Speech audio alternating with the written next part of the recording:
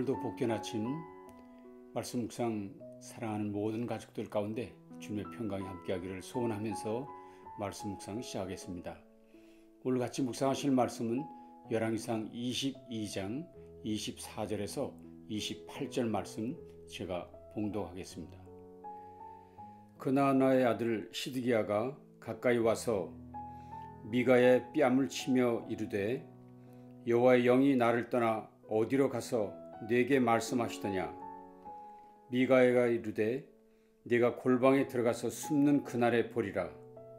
이스라엘의 왕이 이르되 미가야를 잡아 성주 아몬과 왕자 요아스에게로 끌고 돌아가서 말하기를 왕의 말씀이 이놈을 옥에 가두고 내가 평안히 돌아올 때까지 고생의 떡과 고생의 물을 먹이라 하였다 하라. 미가야가 이르되 왕이 참으로 평안히 돌아오시게 될진대 여호와께서 나를 통하여 말씀하지 아니하였으리이다. 또 이르되 너희 백성들아 다 들을지어다 하니라. 아멘. 하나님께 대한 믿음은 신앙생활에 절대적 영향을 미칩니다. 하나님의 말씀을 대하는 성도의 태도는 신자의 인생을 결정하게 됩니다. 수많은 구체적 증거들이 성경 속에서 발견될 수 있고 발견되고 있고 우리의 삶 속에서도 분명히 그 같은 사실을 우리는 확인할 수 있습니다. 오늘 본문은 북이스라엘과 남유다의 지도자들이 하나님과 말씀에 대해 어떤 태도를 가지고 있는지를 보여주고 그들이 가진 하나님에 대한 태도 그리고 하나님의 말씀에 대한 반응이 그들의 삶은 물론이거니와 백성들에게 어떤 결과를 가져다 주었는지를 확인할 수 있는 중요한 본문입니다. 북이스라엘은 아람과의 두 번에 걸친 전쟁을 하나님의 은혜로 승리했습니다. 자격도 없는 아합을 긍휼히 여기시고 아람의 큰 군대를 물리칠 수 있도록 해주신 것입니다. 그러나 그는 과연 이 모든 승리가 하나님에게서 온 것임을 깨달았을까요? 그렇지 않았던 것 같습니다. 왜냐하면 그 이후의 일들이 그의 불신앙을 증거하고 있기 때문입니다. 그 가장 대표적 사건이 나봇의 포도원 사건이라 할 수 있습니다.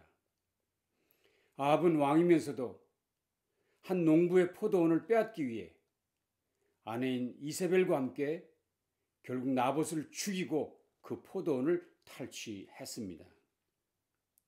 왕으로서 못할 일이 없다는 것, 하나님을 전혀 두려워하지 않는 그의 대표적 행동이라 말할 수 있습니다. 나봇은 분명히 말했습니다. 이 포도원은 조상들에게서 받은 유업이니 왕에게 팔 수 없습니다. 나봇이 이런 말을 하는 것은 성경에서 온 이야기입니다. 성경은 모든 토지가 하나님께서 각 지파에게 주신 기업이라 말씀하셨고 그래서 다른 사람에게 팔 수 없다는 것을 분명히 했기 때문입니다. 그런 나봇의 말에도 불구하고 아합과 이세벨은 나봇을 죽이고 그 땅을 취했습니다. 결국 하나님께서도 더 이상 참을 수 없는 지경까지 이르렀음을 보여주고 있습니다. 그동안 잠잠했던 엘리야를 다시 등장시키시고 그리고 그의 입을 통해 무서운 진노를 선포하십니다. 여호와의 말씀이 디셉 사람 엘리야에게 임하여 이르시되 너는 일어나 내려가서 사마리아에 있는 이스라엘의 아합 왕을 만나라. 그가 나봇의 포도원을 차지하려 그리로 내려갔나니 너는 그에게 말하여 이르기를 여호와의 말씀이 내가 죽이고 또 빼앗았느냐 하셨다 하고 또 그에게 이르기를 여호와의 말씀이 개들이 나봇의 피를 핥은 곳에서 개들이 내 피 곧 내 몸의 피도 핥으리라 하였다 하라. 결국 이 나봇의 포도원 사건 이후로 아합은 죽음의 길로 들어서게 되고 맙니다. 오늘 본문이 되는 22장은 포도원 사건에서 말씀하셨던 그 예언이 어떻게 구체화되는지를 보여주는 본문입니다. 그런데 놀라운 것은 아합의 종말을 여는 일이 하나님의 말씀에 대한 아합의 태도를 통해서 시작되었다는 것입니다. 하나님의 말씀에 대한 아합의 태도가 어떠했느냐? 그것이 결국 아합이 심판을 받는 중요한 근거가 되었다는 것입니다. 아람과의 전쟁에서 승리한 후 3년이 지난 어느 날이었습니다. 아합 왕의 사돈인 남유다의 여호사밧 왕이 아합을 찾아왔습니다. 아합 왕은 유다 왕 여호사밧에게 물었지요. 우리가 길르앗 라못을 다시 찾으려고 하는데 혹시 사돈께서 군사 지원 좀 해주실 수 있으신가요? 그래서 여호사밧 왕은 아합에게 이렇게 말했습니다. 당신이 원하는 대로 우리가 함께 싸우겠습니다. 하지만 하나님의 뜻이 어떤지 알기를 원합니다. 그러니 이 나라의 선지자들을 불러서 먼저 하나님의 뜻을 묻고 전쟁 여부를 결정하는 것이 좋지 않겠습니까? 말을 들은 아합은 탐탁하지 않았지만 어쩔 수 없어 400명의 선지자들을 궁궐로 불러들였습니다. 왕의 명을 받은 400명 선지자들은 한결같이 말했습니다. 임금이여, 하나님께서 아람과 길르앗 라못을 왕에게 주셨으니 건너가서 취하소서 하며 전쟁에 출정하라고 권했습니다. 그러자 유다 여호사밧 왕은 혹 다른 의견을 가진 선지자의 의견도 들어보는 것이 어떠냐고 아합에게 요청했습니다. 그러자 아합이 이렇게 말하죠. 사실 미가야라는 선지자가 한 사람 있기는 한데 그 사람은 늘 내게 좋지 않은 말만 했기 때문에 이번엔 내가 부르지 않았습니다. 그러나 여호사밧은 말합니다. 그 사람도 불러서 하나님이 어떻게 말씀하시는지 한번 들어보십시다. 결국 아합 왕은 사신을 미가야에게 보냈습니다. 사신은 미가야에게 왕에게 쓸데없는 소리 하지 말고 왕이 듣기 좋아하는 소리만 하시오라고 압박을 했습니다. 그 말을 듣는 미가야는 나는 하나님이 주신 말씀만을 전할 것이요 라고 답했습니다. 드디어 미가야 선지자에게 아합은 물었습니다. 이번 싸움이 우리가 이길 것인지 질 것인지를 말하거라. 그러자 미가야가 대답합니다. 왕께서는 나가서 싸우십시오. 하나님께서 왕에게 승리하게 하실 것입니다. 그러자 이 말을 이상하게 여긴 아합 왕이 화를 내면서 말합니다. 내가 몇 번이나 네게 맹세하게 하여야 내가 여호와 이름으로 진실한 것으로만 내게 말하겠느냐? 진짜 바른 말을 좀 해보라고 요청하는 것이었습니다. 그러자 미가야 선지가 이렇게 말했습니다. 내가 보니 온 이스라엘이 목자 없는 양같이 산에 흩어졌는데 여호와의 말씀이 이 무리에게 주인이 없으니 각각 평안히 자기 집으로 돌아갈 것이니라 하셨나이다. 여기 무리에게 주인이 없다는 말은 백성 가운데 왕이 없어지게 된다는 말입니다. 즉 왕이 죽게 될 것을 말하는 것입니다. 미가야 선지는 계속해서 이렇게 말했습니다. 그런즉 왕은 여호와의 말씀을 들으소서. 내가 보니 여호와께서 그의 보좌에 앉으셨고 하늘의 만군이 그의 좌우편에 모시고 서 있는데 여호와께서 말씀하시기를 누가 아합을 꾀어 그를 길르앗 라못에 올라가서 죽게 할꼬 하시니 하나는 이렇게 하겠다 하고 또 하나는 저렇게 하겠다 했는데 한 영이 나와 여호와 앞에 서서 말하되 내가 그를 꾀겠나이다. 여호와께서 그에게 이르시되 어떻게 하겠느냐 이르되 내가 나가서 거짓말하는 영이 되어 그의 모든 선지자들의 입에 있겠나이다. 여호와께서 이르시되 너는 꾀겠고 또 이루리라. 나가서 그리하라 하셨은즉 이제 여호와께서 거짓말하는 영을 왕의 이 모든 선지자의 입에 넣으셨고 또 여호와께서 왕에 대하여 화를 말씀하셨나이다. 무슨 말인가요? 지금 하늘에서 하나님의 천상회의가 있었고 그 자리에서 누가 아합을 죽게 하겠느냐 의논했는데 한 천사가 거짓말하는 영을 선지자들의 입에 넣어주어 왕을 깨어 죽음에 빠뜨리게 하자는 작전으로 결론이 났다는 것입니다. 결국 저 400명의 선지자들은 거짓말하는 영에 사로잡혀 당신 아합 왕을 꿰었던 것이고 결국 죽음에 이르게 된다는 이야기입니다. 라는 것이었습니다. 이런 말을 듣고 있던 400명의 선지자들의 대표격인 시드기야는 미가의 뺨을 쳤습니다. 아합 왕도 더 이상 참지 못하고 부하들에게 미가엘을 어서 끌고 가서 성주 아몬과 왕자 요아스에게로 끌고 가서 감옥에 가두고 내가 돌아올 때까지 고생의 떡과 고생의 물을 마시게 하라 라고 명령했습니다. 여기서 고생의 떡과 물을 주라는 것은 그저 굶어 죽지 않을 정도로만 먹이고 내가 돌아올 때까지 살려둬 라고 말하는 것입니다. 그러나 그런 위협에도 미가야는 굽히지 않고 말했습니다. 왕이 참으로 평안히 돌아오시게 될진데 여호와께서 나를 통하여 말씀하지 아니하였으시리라. 또 이르되 너희 백성들아 다 들을지어다 하니라. 결국 왕이 평안히 돌아오지 못하게 될 것이고 이 분명한 사실을 모든 백성들은 알아야 한다고 선포한 것입니다. 그러나 아합 왕은 미가의 예언을 무시하고 길랏 라못 전투에 참여합니다. 이렇게 시작된 전쟁이 결국 어떻게 되었겠습니까? 성경의 결론은 아합의 비참한 죽음으로 끝이 났다고 했습니다. 열왕기상 22장 39절에 이렇게 말하고 있습니다. 아합의 남은 행적과 그가 행한 모든 일과 그가 건축한 상하궁과 그가 건축한 모든 성읍은 이스라엘 왕 역대지락에 기록되지 아니하였느냐.